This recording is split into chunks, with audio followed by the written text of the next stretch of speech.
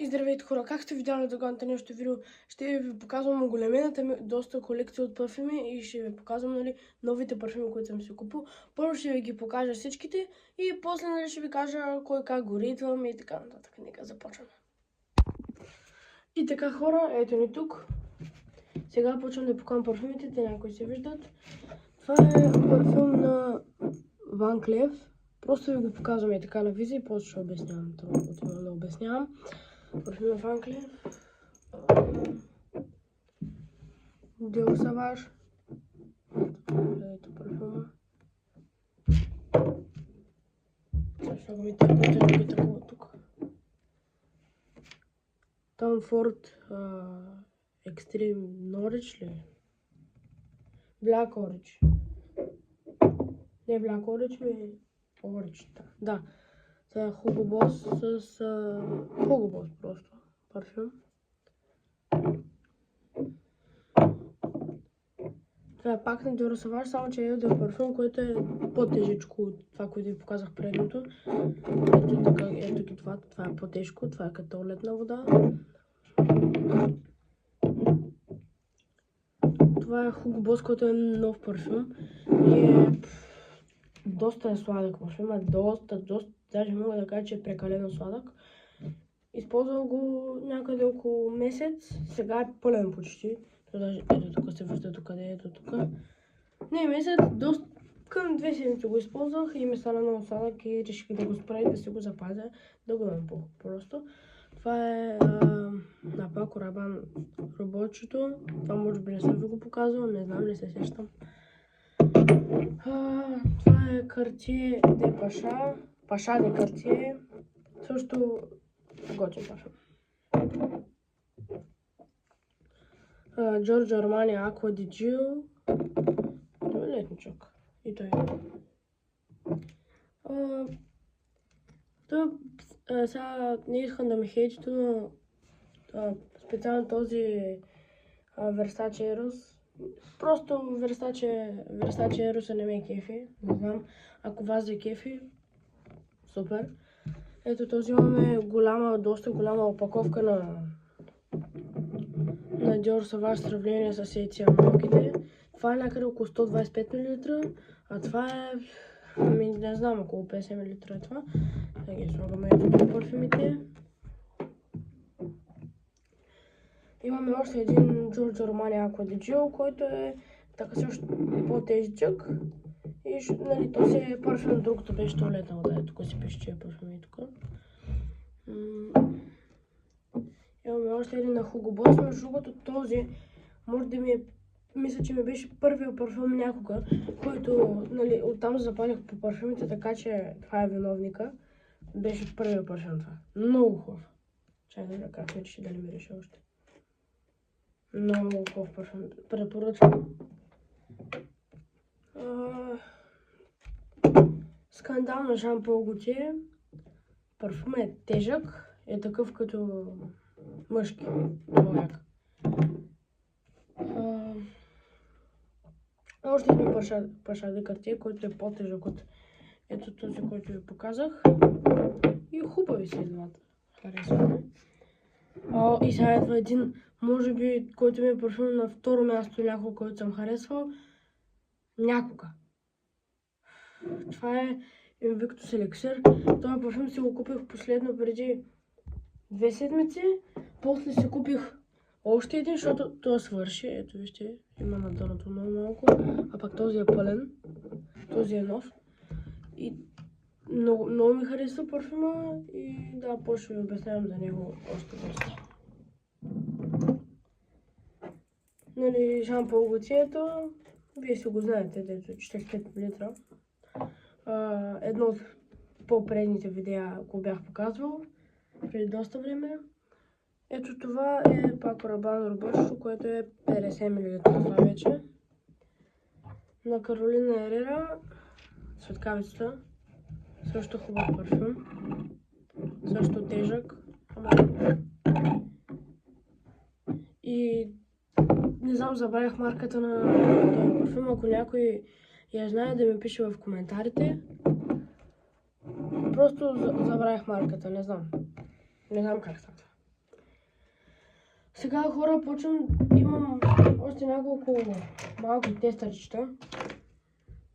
Значи на Tom Ford Noir Extreme. Ето този тестър. Имам на тая марка, не знам, честно казвам.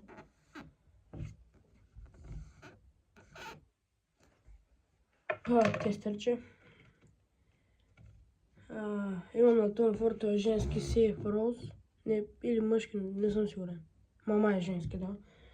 Имам на Boss този... Те върват като пакет. Ето. И той е много хубав тестър.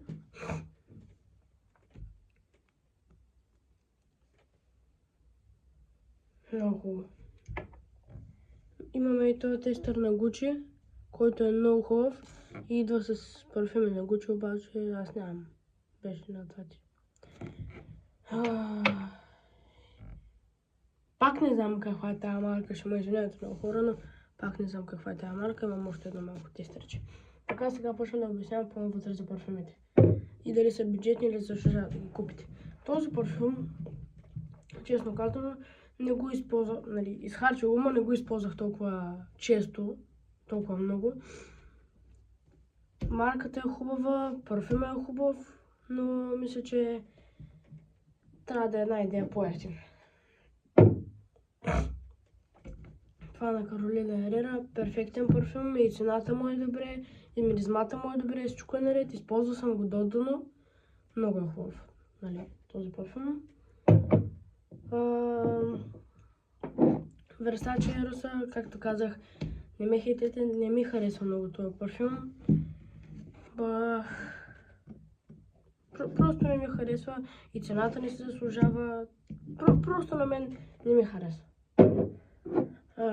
Giorgio Armani Acqua di Giu до сега много не съм усещал такава миризма, нещо много сено рядко срещано и самата миризма е някаква по-рядка. И хубаво е, летен парфюм, не го носете за зимата, няма да се усети, много лесно се измирисва. Жан Пол Готието, този парфюм е брутален, нали, знаете, аз просто толкова се радвах като го имам, че не мога да го пиша. Но много хубав парфюм, много ми харесва и парите и всичко се заслужава. Giorgio Armani Acqua di Giu, този парфюм също е хубав и както казвам като предния, също е малко супер е, за цената си е добре, малко миризмата пак е рядко срещана. Това на Хуго, значи една идея по-ниска трябваше да му бъде цената според мен и не трябва да е толкова сладък, поне на мен не ми харесва. Хората, които обичат сладки парфюми, задължително си вземете този парфюм, препоръчвам ви го. Иначе аз не харесвам много сладки парфюми, аз харесвам по-тежки. Двата Invictus, нямам какво да кажа, и цената им добре, всичко им добре. Това са просто два перфектни парфюма за хора на моята възраст и по-големи. Просто това са два перфектни парфюма. Том Форда вече не го ползват много хора, според мен. Поне така съм забелязал. Парфюмът е доста хубав. И за цената става общо взето гуд. Става. Тук Боса също много хубав парфюм. Това беше може би втория парфюм, който съм си купувал някога. Тия двата ми мама ми ги купи. Тия двата като за първи парфюми. И аз там запалих по парфюмите. Иначе всички други, които ги видяхте, сам съм си ги купувал. Нали, тези двата са ми първите парфюми и за цената и за всичко си заслужават. Благодаря много на мама, че ми ги купил тези парфюми, защото ако ги нямаше тях, нямаше да се запалил по парфюмите и нямаше сега да имам тази всичката колекция и да снимам това видео. Тези двете картиета, хубави парфюми, скъпички са, ама мирисът им е хубав, така че се заслужава. Ако имате възможности, купете си ги. Dior Sauvage, някои хора казват, че е бесик, но не мисля, че Според мен не е basic. Казва, че хората казват, че не е от най-хубавите, но аз не мисля така. Много хубави парфюми. Пак казвам, леко висока им е цената. Наистина им е висока цената. Но мирис е хубав. Вече доста често срещам. И става. Това на Van Cleef за първи път усещам, нали, се парфюмирам с такъв парфюм. По-специален е, доста ми харесва, много е хубав. И цената му е висока, доста висока. Жан Пол Готието на Скандал, вече изобщо не спомням цената му, но тежък, хубав мъжки парфюм и мисля, че и цената и всичко е перфектно. Този на Paco Rabanne, цената му е топ, бюджетен е, за големината си от 125 мл съдържание вътре също е перфектен. Купете си го, просто си го купете и го пробвайте и напишете в коментарите дали ми харесва. Лично на мен доста ми харесва. Dior Sauvage, големия, доста пари беше, но да, доста пари беше. Този, хем като този, е много хубав, бюджетен, всичко му е топ. И хора, това беше за мен от днешното видео. Надявам се да сте видели скоро, вече почвам да качвам клипове, по-скоро like, subscribe and comment и ще се видим в другото видео. Има линкове за Discord сервера ми и за всичко просто долу в описанието. Ай, чао!